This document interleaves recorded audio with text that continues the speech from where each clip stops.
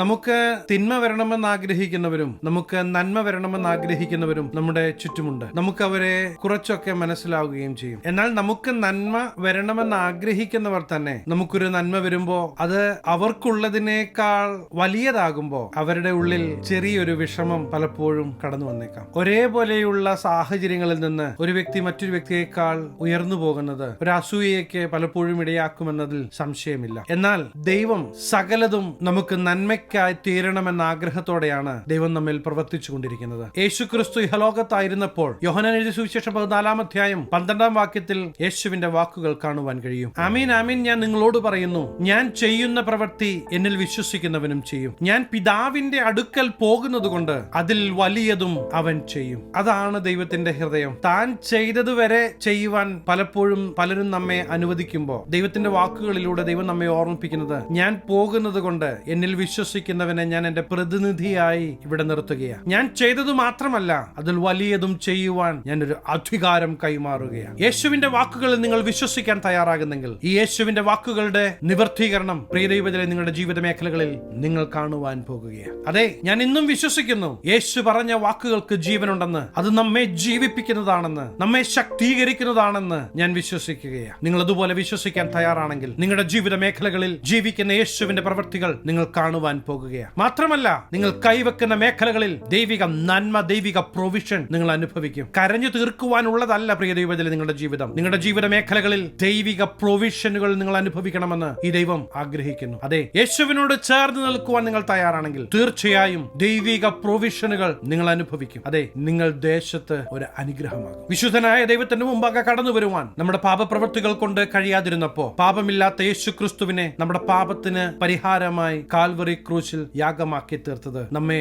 ദൈവത്തോട് അടുപ്പിക്കുവാൻ വേണ്ടിയിട്ടാണ്. അതെ, ഇന്നും ഈ ദൈവത്തിൽ നിന്ന് അകന്നിരിക്കുന്ന ഒരു അവസ്ഥ നമ്മുടെ ജീവിതത്തിൽ ഉണ്ടെങ്കിൽ നാം ഒന്ന് തിരിച്ചു വരണം. ദൈവത്തോട് ചേർന്നിരിക്കുവാൻ ദൈവം ആഗ്രഹിക്കുന്നു. പ്രിയ ദൈവത്തിലെ നാം അടിയേൽക്കേണ്ടടുത്ത് യേശു അടിയേറ്റു. നമ്മുടെ പാപത്തിന് പരിഹാരമായി, നാം ചെയ്ത പ്രവൃത്തികൾക്ക് പരിഹാരമായി കാൽവറി ക്രൂശിൽ പാപമില്ലാത്തവൻ യാഗമായി തീർന്നെങ്കിൽ, വില കൊടുത്തെങ്കിൽ, ഇന്ന് ദേശങ്ങൾക്ക് നിങ്ങളൊരു അനുഗ്രഹമാകണമെന്ന്, നിങ്ങളായിരിക്കുന്ന ദേശത്ത് നിങ്ങൾ ദൈവത്തിന്റെ പ്രതിനിധിയാകണമെന്ന് ദൈവം ആഗ്രഹിക്കുകയാണ്. പല കോടതികൾ മാറി മാറി ഇവനിൽ കുറ്റമൊന്നും കാണുന്നില്ല എന്ന് പറഞ്ഞ് വിധിച്ചിട്ടും വീണ്ടും ഞാൻ നിങ്ങളെ ഓർമ്മിപ്പിക്കുന്നത്, കാൽവറി ക്രൂശിൽ 3 ആണിമേൽ യേശു ക്രിസ്തു യാഗമായി തീർന്നത് നമ്മുടെ പാപത്തിന്റെ പരിഹാരമായി, നമ്മെ വിടുവിക്കുവാൻ വേണ്ടിയിട്ടാ, ഈ ദൈവത്തോട് നമ്മെ നിരപ്പിക്കുവാൻ വേണ്ടിയിട്ടാ. അതുകൊണ്ട് ഒരു കാരണം പറഞ്ഞു ഈ ദൈവത്തിൽ നിന്ന് അകന്നു പോകരുത്. നമ്മെ സ്നേഹിക്കുന്ന, നമുക്ക് വേണ്ടി കരുതുന്ന, നമ്മെ വഴി നടത്തുവാൻ മതിയായ ദൈവം ജീവിക്കുന്നുവെന്ന് നമ്മുടെ മനസ്സിൽ നാം എപ്പോഴും ഓർക്കേണ്ടത് ആവശ്യമാണ്. ചെറിയ ചെറിയ വിഷയങ്ങൾ കടന്നു വരുമ്പോൾ എല്ലാം തീർന്നു എന്ന് പറയുന്ന അവസ്ഥയ്ക്ക് ഒരു മാറ്റം വരണം. ഇങ്ങനെ പറയുവാൻ തുടങ്ങണം, എന്റെ ദൈവത്തിന്റെ പ്രവൃത്തി ഞാൻ കാണും, എന്റെ ദൈവിക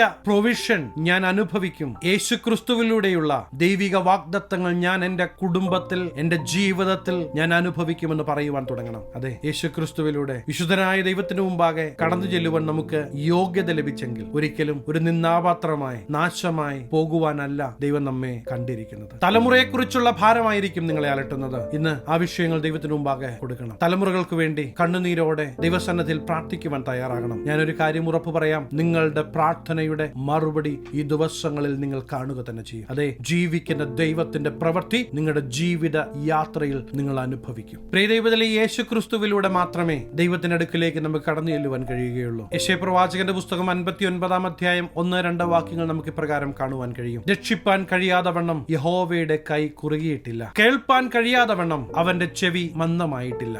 നിങ്ങളുടെ അകൃത്യങ്ങളത്രേ നിങ്ങളെയും നിങ്ങളുടെ ദൈവത്തെയും തമ്മിൽ ഭിന്നിപ്പിച്ചിരിക്കുന്നത്. നിങ്ങളുടെ പാപങ്ങളത്രേ അവൻ കേൾക്കാതെ വണ്ണം അവന്റെ മുഖത്തെ നിങ്ങൾക്ക് മറയ്ക്കുമാറാക്കിയത്. നമ്മുടെ പാപങ്ങൾക്ക് പരിഹാരമായി കാൽവറി ക്രൂശിൽ യാഗമായി തീർന്ന യേശു ക്രിസ്തുവിൽ നിങ്ങൾ വിശ്വസിക്കാൻ തയ്യാറാണോ? നിങ്ങളുടെ ജീവിതയാത്രയിൽ യേശു ക്രിസ്തുവിന്റെ സാന്നിധ്യം നിങ്ങൾ അനുഭവിക്കുവാൻ തയ്യാറാണോ? നിങ്ങളുടെ ജീവിതം യേശുവിന്റെ മുമ്പാകെ ഏൽപ്പിച്ചു കൊടുക്കുവാൻ തയ്യാറാണോ? അങ്ങനെയെങ്കിൽ ചുറ്റുമുള്ള വിഷയങ്ങളെ ഓർത്ത് ഭാരപ്പെടല്ല. അതിശയകരമായ, അത്ഭുതകരമായി വഴി നടത്തുവാൻ കഴിയുന്ന ദൈവത്തിന്റെ മുഖത്തേക്ക് മാത്രം നോക്കണം. ശത്രുവിന്റെ പദ്ധതി ഒന്നും നടക്കാൻ പോകുന്നില്ല. നിങ്ങൾ കേട്ട ആ വാക്കുകളുണ്ടല്ലോ, ഇന്ന് ഞാൻ നിങ്ങളെ ഓർമ്മിപ്പിക്കുന്നു, അതല്ല സത്യം. അതിന്റെ അപ്പുറത്തൊരു നീക്കുപോക്ക് വരുത്തുവാൻ കഴിയുന്ന ജീവിക്കുന്ന ദൈവത്തിന്റെ പ്രവൃത്തി പ്രിയദൈവത്തിലെ നിങ്ങളുടെ ജീവിത മേഖലകളിൽ നിങ്ങൾ കാണുക തന്നെ ചെയ്യും. സ്വപുത്രനെ തകർത്ത് കളവാൻ ദൈവം ഏൽപ്പിച്ചു കൊടുക്കുന്നത് ദൈവം നമ്മളെ അത്രത്തോളം സ്നേഹിക്കുന്നത് കൊണ്ടാണ്. നാം ഒരിക്കലും നഷ്ടപ്പെട്ടു പോകരുത് എന്ന് ദൈവം ആഗ്രഹിക്കുന്നത് കൊണ്ടാണ്. അതുകൊണ്ട് തന്നെ ഞാൻ നിങ്ങളെ വീണ്ടും ഓർമ്മിപ്പിക്കുന്നത്, സാഹചര്യങ്ങളല്ല നിങ്ങളുടെ ഭാവി തീരുമാനിക്കുന്നത്. തീരുമാനിക്കുന്നത്. കൂടെയുള്ളവർ ആരുമല്ല നിങ്ങളുടെ ഭാവി തീരുമാനിക്കുന്നത്. സാഹചര്യങ്ങൾ എന്ത് തന്നെയാണെങ്കിലും അവിടെയെല്ലാം പ്രവർത്തിക്കുവാൻ കഴിയുന്ന ഒരു ജീവിക്കുന്ന ദൈവത്തിന്റെ പ്രവൃത്തി പ്രിയദൈവത്തിലെ നിങ്ങൾ അനുഭവിക്കും. നിങ്ങളുടെ ജീവിതയാത്രയിൽ നിങ്ങൾ അത് കാണുക തന്നെ ചെയ്യും. ഈ ദൈവത്തിന് നമ്മെക്കുറിച്ചുള്ള ആഗ്രഹം എന്താണെന്നറിയാമോ? നാം ആയിരിക്കുന്ന ദേശത്ത് നാം ഒരു അനുഗ്രഹമാകണം. മാത്രമല്ല നിത്യതയിൽ യേശുവിനോട് കൂടെ ഒരു ജീവിതം സാധ്യമാകണം.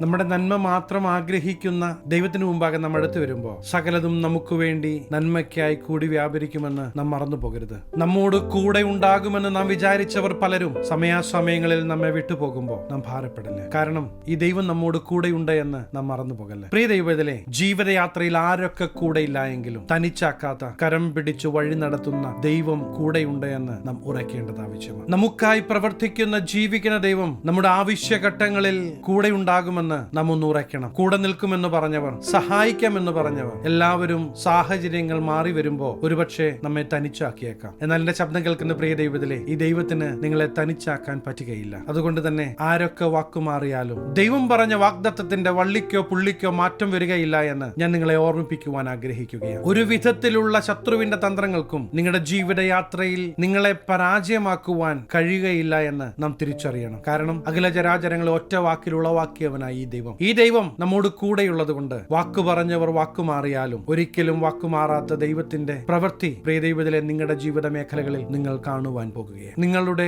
കുറവുകളും കഴിവുകേടുകളും അറിഞ്ഞിട്ടും നിങ്ങളെ സ്നേഹിക്കുന്ന, നിങ്ങളെ കരുതുന്ന ഒരു ദൈവമുണ്ട് എന്ന് ഞാൻ നിങ്ങളെ ഓർമ്മിപ്പിക്കുകയാണ്. സാഹചര്യങ്ങളല്ല നിങ്ങളുടെ ഭാവി തീരുമാനിക്കുന്നത്. സാഹചര്യങ്ങൾ എന്ത് തന്നെയാണെങ്കിലും ആ സാഹചര്യങ്ങളുടെ നടുവിൽ കരം പിടിച്ചു വഴി നടത്തുവാൻ കഴിയുന്ന ജീവിക്കുന്ന ദൈവത്തിന്റെ പ്രവൃത്തി പ്രിയ ദൈവത്തിലെ നിങ്ങളുടെ ജീവിത മേഖലകളിൽ നിങ്ങൾ അനുഭവിക്കും.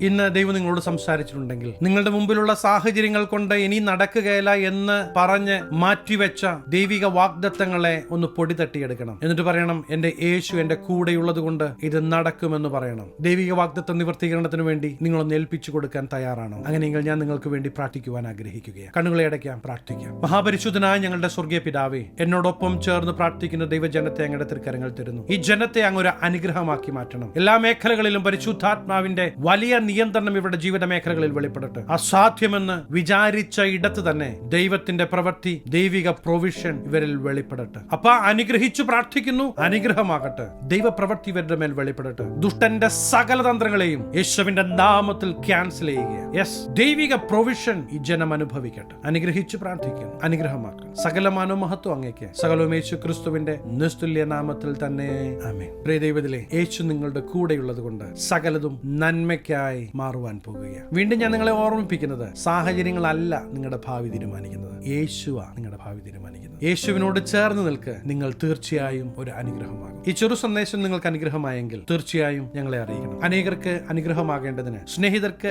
ഷെയർ ചെയ്യുക, ഫോർവേഡ് ചെയ്യുക. നിങ്ങൾ ഈ ചാനൽ ഇതുവരെയായിട്ടും സബ്സ്ക്രൈബ് ചെയ്തിട്ടില്ല എങ്കിൽ തീർച്ചയായും സബ്സ്ക്രൈബ് ചെയ്യണം. ദൈവം അനുവദിച്ചാൽ അടുത്ത ദിവസം നമുക്ക് വീണ്ടും കാണാം. Stay blessed.